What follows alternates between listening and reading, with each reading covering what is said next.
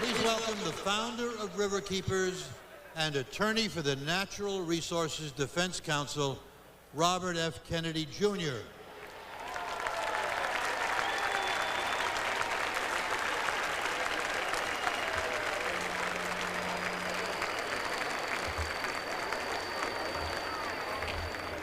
The last time that I was in Los Angeles for a convention was in 1960 when I was 6 years old.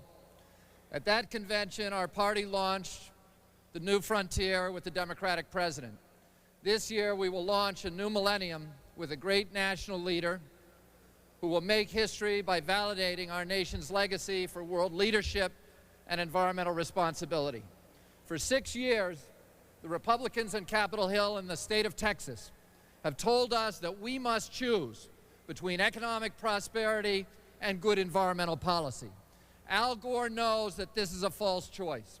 He knows that in every case, good economic policy is identical to good environmental policy. If we want to measure our economy, and this is how we ought to be measuring it, based upon how it produces jobs and the dignity of jobs over the generations.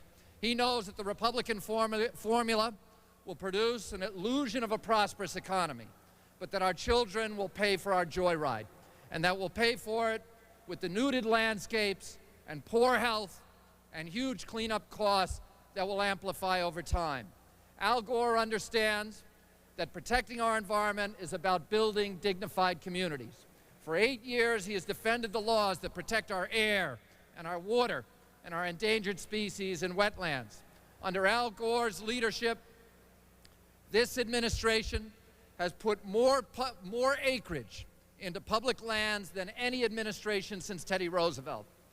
Al Gore understands that the environment enriches our communities, and the environment enriches us economically, but it also enriches us aesthetically and recreationally and culturally and spiritually and historically. And Al Gore is thoughtful enough and smart enough to know that human beings have other appetites besides money, and that if we don't feed them, we're not going to grow up, we're not going to fulfill ourselves as individuals or as a nation. Al Gore understands that Americans have a special relationship with nature, and it's the underlying and unifying thread in American history, in our literature, and in our national identity. He understands that we cannot afford as a nation to lose touch with the seasons and the tides and the wilderness, because these things connect us to our history and our culture and the generations of Americans who lived before our generation. And Al Gore knows that nature connects us to God as it connects us to our communities. And he knows that nature is not God and that we ought not to be worshiping it as God, but it is the way that God communicates to us most forcefully.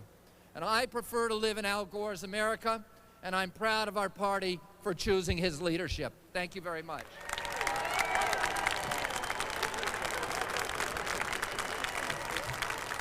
Let's welcome the Senate's